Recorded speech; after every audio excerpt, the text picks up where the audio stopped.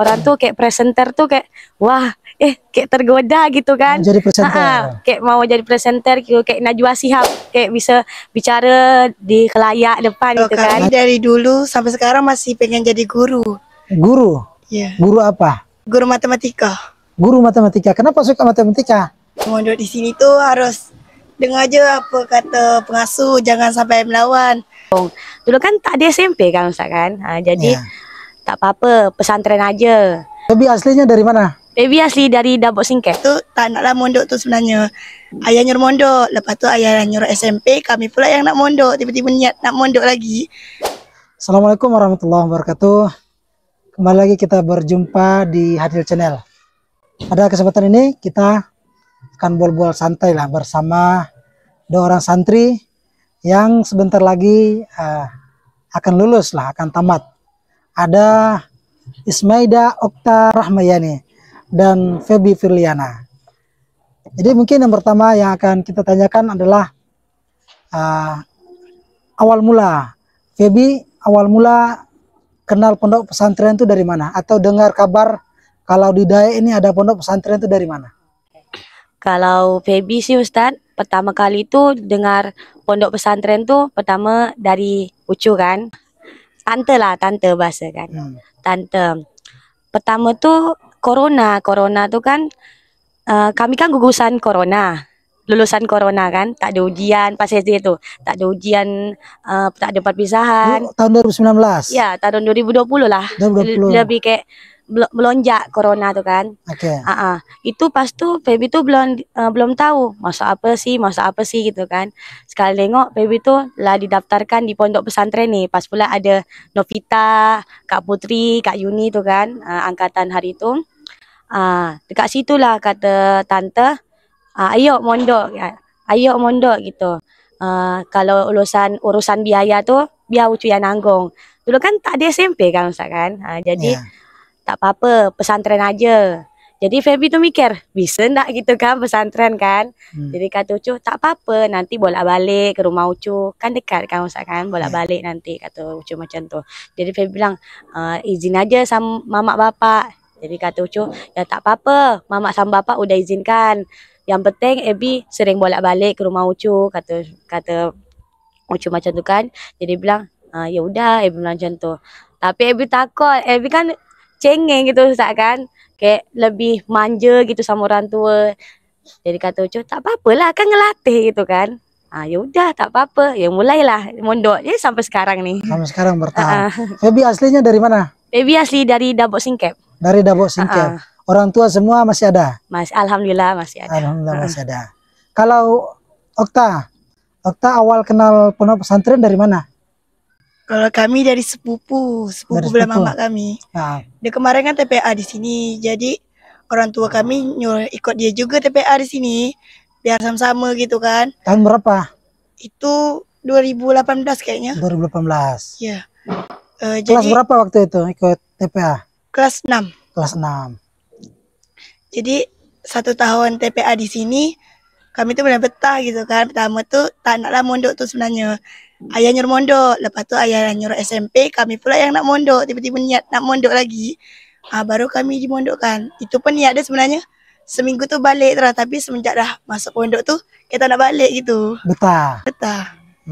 Jadi Feby, Okta memang asalnya dari mana? Dari Klumu. Dari Klumu, itu masih Kecamatan Lingga. Iya. Masih Kecamatan Lingga. Kemudian namanya kita dari kecil tinggal dengan orang tua, semuanya serba disediain. Begitu masuk pondok pesantren ini kan sesuatu itu harus dengan sendiri. Mau buat ini harus dengan sendiri, mandiri lah. Kalau kita di pondok. Kira-kira ketika kita datang masuk ke pondok, tengok situasi kondisi pada saat itu, perasaannya waktu itu seperti apa? Kalau Feby seperti apa, Feby? Pertama perasaan tuh pas sampai itu tengok, ini betul gitu, nak mondok gitu kan. Tengok kawan-kawan, macam Feby tuh pertama tak yakin kan nak mondok atau tak gitu kan.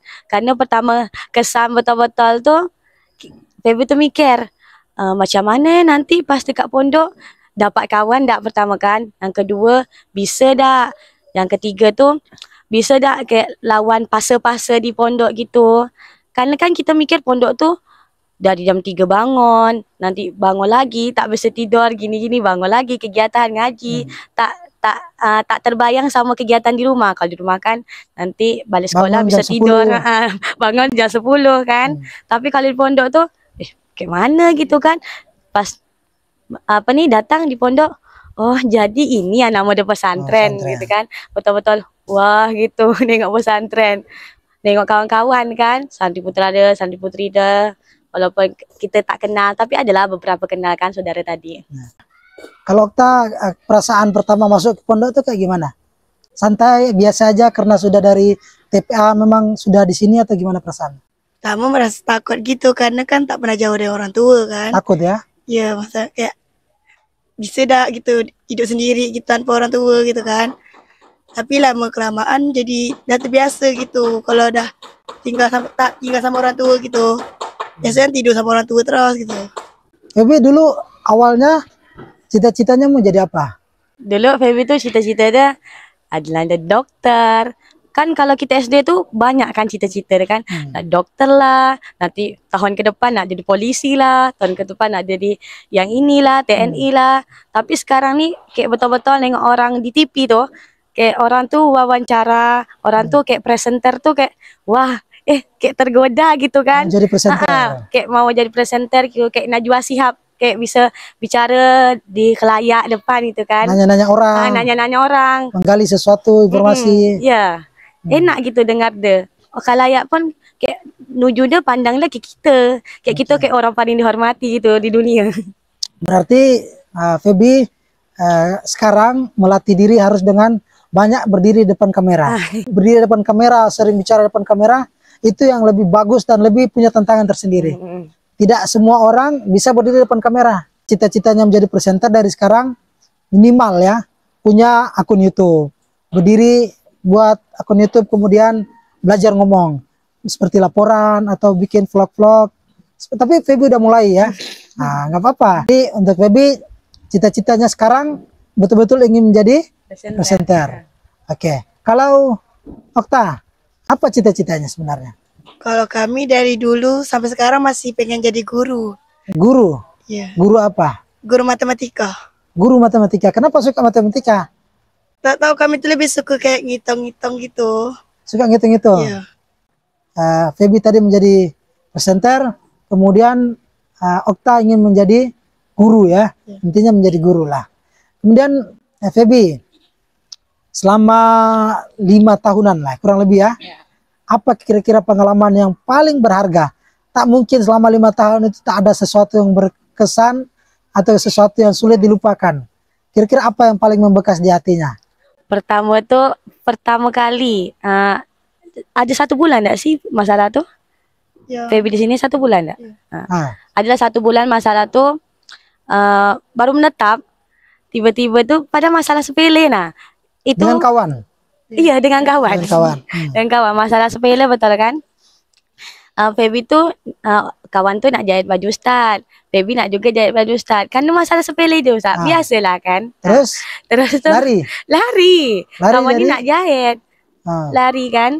Kawan ni nak jahit. Feby tuh macam, ya apalah nak juga jahit baju Ustaz gitu kan. Dah sudah merajuk gitu Ustaz kan. Nak balik ke rumah. Balik ke rumah. Lah betul-betul lah bereskan. Kalau bahasa tu nak kabur lah gitu kan. Lah bereskan, kawan-kawan ada yang tidur di asrama, dengarlah kok bising-bising gitu kan. Bangun karena Feby lah nak beres-beres kan, sempat pula bawa seolai makanan.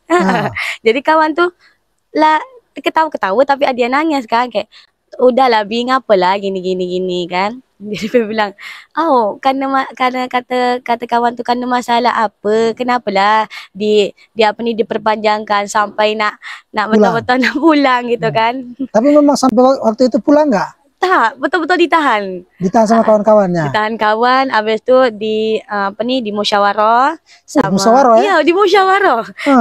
Sama ibu dapur. Betul-betul musyawarah, betul-betul macam masalah tu di luar nalar betul kan? Nalar. Di luar fikri. Di luar pikiran. Betul. Bisa sampai di luar ke situ. Nurul, di luar fikri. Jadi masalahnya itu yang paling berkesan. Yang paling betul-betul berkesan. Dan seandainya waktu itu kalau Feby pulang mungkin sampai sekarang nggak akan seperti ini. Iya betul, tak kayak bisa ke sini. Ada gara-gara jahit baju. Kan jahit baju. Okta, kira-kira pengalamannya yang berkesan apa kira-kira yang paling diingat di pondok ini apa? Pas pertama mondok yang pas dihukum sama ustazah yang gara-gara tak beres-beres tempat tidur, seorang ramai. Itu dikena hukum lah ya. Ya, Ah, itu paling berkesan. paling berkesan, teringat itu betul. Ya, betul-betul. Karena Kalau- salah kami juga sih, Ustaz. Jadi karena nggak tertib, akhirnya dikasih sanksi. Ya, karena baru-baru mondok kan, tak tahu Oh, mondok, tak tahu apa-apa. apa-apa. Oke, kalau gitu kalian berdua nih, Okta dulu. Okta, setelah ini mau lanjut kemana rencananya? Kami ikut orang tua, karena orang tua nyuruh ke Daik, jadi kami pengen deh di SMA Bunda Tanah Melayu yang baru. SMA Bunda Tanah Iya, Integral Melayu. Bunda Tanah Melayu. Iya. Ya, kenapa pilih SMA? Kan Karena- sebelum kamu cari sekolah-sekolah kan ada SMA, ada sekolah-sekolah kan banyak nih. Kenapa hatinya lebih ke SMA Bunda Tanah Melayu? Nak ngambil yang agama lagi. Mau perdalam ilmu Iya. agama. Oke, kalau Feby? Oke, kalau Feby banyak pertimbangan Ustaz. Banyak Kemarin ada nyuruh SMA, ada nyuruh pesantren, tapi orang tua yang dua bapak lebih nyuruh lebih ke Semansa dekat Dabuk. Karena mak bapak tu lah tua kan, tinggal Feby sendiri. Kakak, Feby kan punya kakak, punya abang. Kakak sudah bersuami, sudah punya anak, tak dia yang jaga mama. Kalau abang kan lebih fokus ke kerja, ke karir kan. Tinggal Feby sendiri. Jadi Feby di samping ada nak mondok, di samping nak ikut kata orang tua. Karena kakak tu betul-betul pertimbangkan dekat Semansa 1 tu punya bekerjasama sama universitas internasional kan, nasional tak salah tu kan. Jadi kalau misalnya kita tu ada siswa yang masuk 5 besar, prestasi, bisa masuk ke sana. Jadi Feby bilang bisa kak gitu kan. Jadi kata kakak tak apa-apalah, cuman ya kakak tahu mulut orang kan, kata kakak macam tu. Ya Feby ikut-ikut je apa kata orang tua. Jadi kalau saran dari saya kan ridhonya Allah itu tergantung dari ridho orang tua. Ya. Itu aja. Jadi sebagai kita sebagai seorang penuntut ilmu, apa yang dipikirkan orang tua insya Allah yang terbaik. Memang banyak yang mengatakan bahwa harus sekarang itu enggak zamannya lagi menghalangi cita-cita anak. Tetapi lebih bagus lagi kita berdiskusi dengan orang tua kita. Kira-kira kalau saya masuk di sini pertimbangannya seperti ini. Kalau kamu masuk ke sini pertimbangannya seperti ini. Intinya selama hal itu baik, nggak apa-apa. Intinya terus dijaga mungkin hafalannya selama ini di pondok, kemudian pergaulannya. Karena kalau kita ketika sudah di luar itu tantangannya beda. Yakin 1000% beda. 1000% beda. Samaan itu yang kita mahal nilainya. 10 tahun lagi, 20 tahun lagi, ya kalian datang ke tempat ini, suasananya sudah beda. Kalian gak akan bisa merasakan suasana yang kayak sekarang ini. Mungkin dengan teman-teman, kemudian kebersamaan, susahnya sama-sama, senangnya sama-sama, itu mahal. Nah, jadi kalau misalnya kalian, karena kita di sini kan belum ada SMA, ya. Insya Allah ke depan kita udah punya lahan, udah punya pembangunan yang ada, bisa kita bangun SMA lagi nanti ya. Kalau semuanya memadai nanti. Jadi saran Ustaz, walaupun kalian keluar, intinya tadi ya, tetap istiqomah. Istiqomah itu berat ya. Kita berbeda dengan yang lain itu berat ya. Itu hanya orang-orang pilihan. Nah, jadi itu Feby tetap lanjutkan di SMA 1 ya. Semansa, dapat singkap ya. Jadi semoga nanti di situ tetap juga belajar. Semangat, ada peluang keluar negeri, ambil itu beasiswanya. Ya, kemudian Okta, ya kalau sekolah, kemudian kuliah nanti mau pingin belajar kemana-mana silakan. Satu pesan, ya, jangan lupakan pesantrennya. Kemanapun kalian pergi, sejauh manapun kalian pergi, usahakan balik tetap ngajarnya di pesantren. Nggak menutup kemungkinan suatu saat kalian jadi pembina di sini. Nggak menutup kemungkinan kalian bisa jadi kepala sekolah, kalian jadi pengurus pesantren di sini. Jadi nggak usah kemana-mana. punya azam, punya tekad. Saya balik belajar kemana-mana, balik ingin memajukan pesantren. Nengok kondisi kita sekarang, mungkin kalian tahu lah kekurangan kita di sini. Yang mengembangkan itu siapa? Kita, orang-orang yang belajar di situ. Jadi punya tanggung jawab dengan sekolah kita. Saya balik dari kuliah, saya balik dari belajar dari mana-mana, saya ingin mengabdi di pesantren. Itu. Jadi tetap mengabdi di pesantren. Kalau kita udah pengasuh udah beda tentunya. Bisa silaturahmi ke orang tua kan kapan sesuai dengan kebutuhan kan. Kalau kita santri mungkin dikasih dengan jadwal-jadwal tertentu.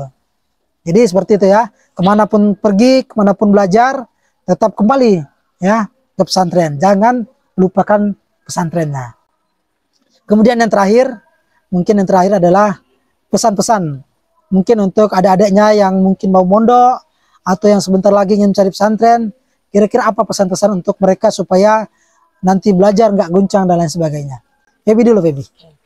Yang pertama tuh pastilah harus ada ikhtiar sama optimis.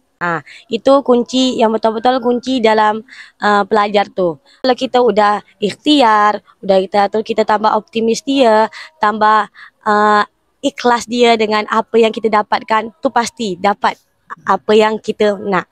Jadi Febi ingin berpesan bahwa kita datang ke pesantren kan kita bawa mungkin kita punya niatan yang kuat ingin masuk ke pesantren. Jadi ketika kita datang ya kita harus betul-betul serius, serius belajar, kemudian serius untuk menggapai cita-cita kita.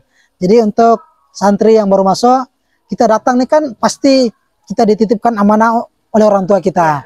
Kalian ingin menjadi anak yang soleh, kalian ingin menjadi anak yang tentunya membahagiakan kedua orang tua. Jadi jangan niat yang baik itu jangan terpengaruh oleh hal-hal yang sepele gitu. Ya intinya seperti itu ya. Kalau Okta, apa pesan-pesan yang ingin disampaikan? Nah, mondok di sini tuh harus dengar aja apa kata pengasuh, jangan sampai melawan. Harus sabar dalam menghafal walaupun itu susah, sulit gitu kan. Tetap semangat je lah. Jadi kalau Okta berpesan bahwa kita harus taat, intinya taat lah. Taat dengan semua perintah-perintah yang diberikan di pesantren lah, yang diberikan sama ustadz-ustadz. Intinya kalau kita jadi santri yang taat, enteng kita belajar enak, kemudian kita mau lakukan sesuatu itu enak. Nah, kalau kita nggak taat, banyak diberikan peringatan dan sering dimarah misalnya, pasti kita nggak tenang belajar. Ya, pikiran kita tuh terbagi kemana-mana. Dan tetap semangat ya. Waktu bilang tadi tetap semangat apapun kondisinya, makannya susah, tidurnya susah, ngantri, kemudian sikit-sikit harus berebutan dengan kawan, harus berbagi dengan kawan. Nah, tapi itulah ya keindahan yang kita rasakan selama santri. Selain di luar santri kita nggak dapatkan momen-momen yang berharga kayak gitu. Jadi itu pesan yang ingin kita share kepada para penonton semuanya ya. Semoga 10 tahun lagi, 20 tahun lagi kita diberikan umur yang panjang, bisa podcast kembali di tempat ini. Ketika Febi sudah selesai kuliah, Okta sudah selesai kuliah, ya kita bisa ketemu lagi, kita bisa bincang lagi. Pada saat itu, ya kita sudah menjadi orang yang sukses. Jadi pesan Ustadz, ini menjadi kenangan yang berharga ya. Insya Allah 10 tahun lagi, 20 tahun lagi, kenangan ini akan tetap diingat ya. Dan Ustadz akan simpan video ini selama-lamanya. Jadi tetap nanti dijadikan kenang-kenangan. Kemarin sudah dengan santri putra, itu pun kisahnya luar biasa. Jadi harapan Ustadz, semoga 10 tahun lagi, 20 tahun lagi, tetap kembali ke pesantrennya. Jadi itu saja yang bisa kita share kepada pemirsa semuanya. Sampai jumpa di lain kesempatan. Assalamualaikum warahmatullahi wabarakatuh.